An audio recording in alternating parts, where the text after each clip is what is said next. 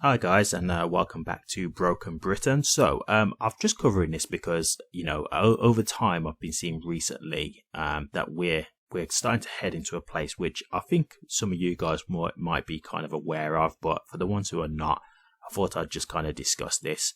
And it's kind of a scary future, very dystopian, but it is looking like we are heading in that direction. And the first clue we had with regards to that is something about digital IDs. Now, you may have heard about this, Keir Starmer saying that he would want everybody to have a digital ID to be able to work in the UK, which is just silly because we've all got forms of ID that we can already use. And if, for example, immigrants, which is what they was trying to blame it on, can get ID at the moment, what's the difference with a digital ID? It's just going to be no different anyway. So we know that wasn't never going to be like the solution to the problem, but there was a much more sinister plot at play here.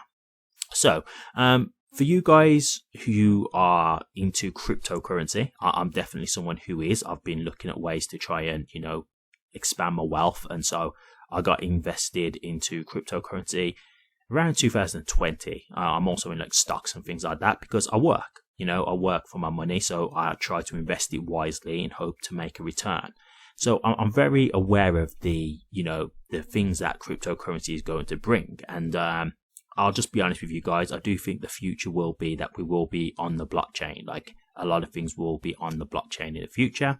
And I think that goes for like when you're seeing things like tokenization and stuff like that.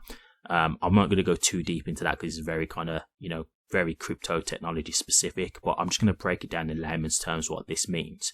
So there's a thing out there called a CBDC. And a CBDC is basically a central bank digital currency.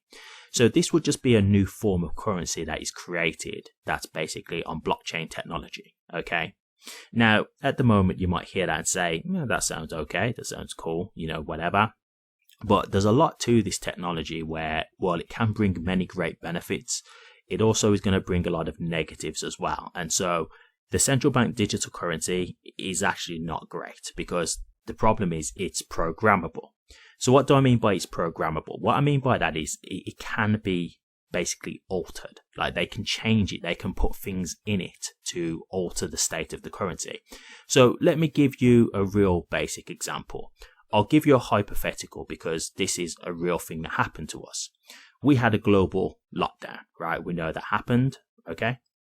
And we were told, hey, stay at home. Don't go out. Don't go 15 minutes out of your location, your living location, if I remember rightly. It was something like that, right? Okay, so with a CBDC, let's just say we no longer have fiat currency. When I say fiat currency, what I mean by that is like our fiat currency is the British pound. It's just whatever country their currency is. So for America, it would be dollars. For us, it's pounds. So let's say we don't use pounds anymore. We just have CBDCs, okay? So it would still be a representation of the pound, but it would just be a digital representation. So let's just say you've got £15 worth of CBDC in your account, just keeping it real basic here. If we were to have a situation where the government said, hey, stay at home, don't go 15 minutes outside of your living location. Okay, so that would basically obviously be their instruction. Now, you may be someone who says, you're not going to tell me what to do. I'm going to go where I want. And you go out and do that. Well, with a CBDC, what they can do is when you try and use your card to pay for something, it can detect where your location is, right? Where it is that you're making that purchase. And if it's outside of that 15-minute radius, they can just decline the payment. They could literally just decline the payment and then the payment won't go through. So this will be a point of when we say, look, don't go 15 minutes out. No, we're going to restrict you to the point of you won't have access to your money. Now, it can get a lot deeper than that. Let's just say, for example, the government say, hey, we want to make a new incentive. We want to try and cut down people eating red meat because we want to do better things for the world, for the climate, etc. So we want to try and cut down people eating red meat. So what they could do then is they could say you're going to have an allowance of how much red meat you can have a week. So it could be like each time you're using your card to buy this meat, it's noticing how much you're paying for that meat. And then when it gets over a certain pound allowance, it says you've spent too much. You can't buy no more red meat now. You're done for this month. You got to wait until next month to be able to get more red meat. And they can block it, right? Now, let me take it a step further. Let's say you're someone who wants to save, right? And you're trying to save up your money. Could be that you're on benefits, for example, and you're trying to save up your money because maybe you want to go on holiday or just keep it for a rainy day. But let's just say the economy is in absolute, tatters. So they're saying, hey, we need people out spending money. We need you guys to spend your money. But what they could say is, hey, listen, everybody, your CBDCs will just expire within the next 5 days. So go out and spend it. Otherwise, the money will be gone. That's literally what they can do. Like, they would actually be able to put a timer on the money that you have. And it'll just expire. So, of course, you're going to go and spend it then. Because what's the point in saving it? Then you're just going to lose the money. And so this is like the real dark side of what CBDCs can bring.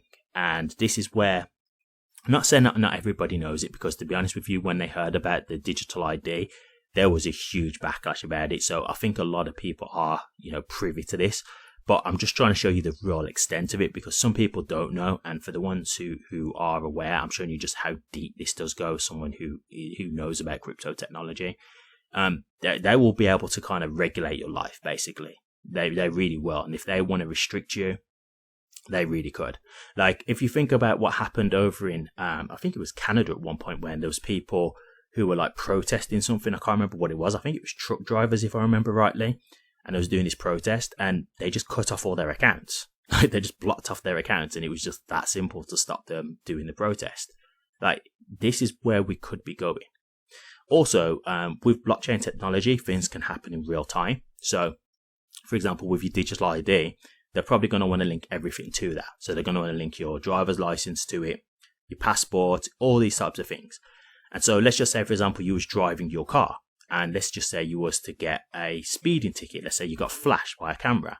This wouldn't be a thing where you get a letter now saying, hey, you were caught speeding. They'll just be able to deduct that straight from your balance. That would just go. Like, you wouldn't even have had time to stop the car. You just have the flash. The next thing you'll know, you'll get probably an email saying, you was caught speeding here. You'll look at your balance and it'll have deducted the fine straight away. So it's a very scary future where we could be going. And I'll be honest with you, like, the more I see certain things, the more I look and see it looks very likely that this is what it's going to be.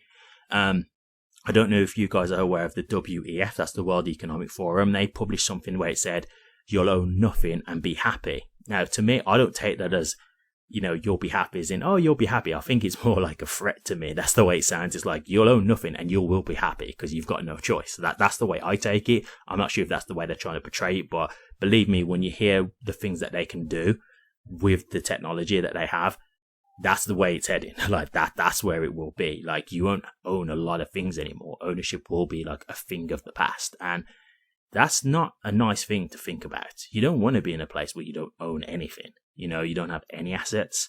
And so this is why, like, if you are someone who's trying to get on the property ladder and things like that, I'm not here to give you financial advice, but just know that your time may be limited, because they could get to a point where ownership is just not a thing anymore. Like, I don't know how deep it could go, but a lot of this stuff, like, they're starting to put out things where, you just think about, like, borrowing just a console. So from now on, you just lease the console the way you'd lease a car. So you can just pay month on month to lease the console, like a PlayStation 5, for example. It's crazy. And this is where you have to think about where we could be going in the future. It could be a very, very dark place. So the reason why I'm just covering this is because obviously I'm talking about Britain, and this is where we get into a point where this is something that's actually happening over in China already. And there's already been people who've spoken about the negatives of this, and it's very much like a surveillance state right over in China, and that's very much what it'll be like here. So it's like we're going down that road. Now, I don't think there's anything we can do to stop it, unfortunately. We'll see how it goes, but obviously the government are going to do what they do. Unfortunately, they're the ones in control. And look, what they'll probably do is just make an agenda so that they can justify why they're doing it. So it really is a thing where we haven't got much leg room here to argue. They'll put something together, some kind of, disaster or something like that to make it so we have to do this. But yeah, it's very scary. It is very scary, to be honest with you. And so I do look at this future, and I'm very concerned. I don't know how this is gonna go ultimately, but I don't think it's going to be a positive for the people. I think privacy will be a thing of the past.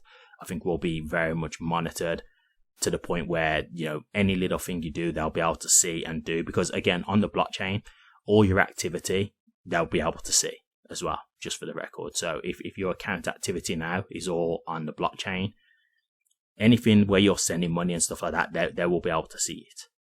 So, you're not really going to have a lot of privacy at all.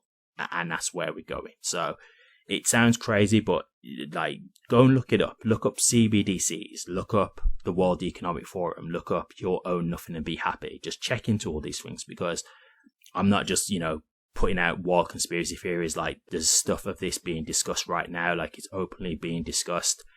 And it is coming, unfortunately. So this is just a heads up, guys. Just be prepared, because the future is going to be very, very dark. But anyway, guys, please share this around. Let me know your thoughts. If you're aware of this, let me know what you think about it. And if you're doing anything to try and, circumvent this, I'd definitely be interested to hear. Don't forget to like, comment, and subscribe, share as well. All that good stuff. And I'll see you on the next one. Bye.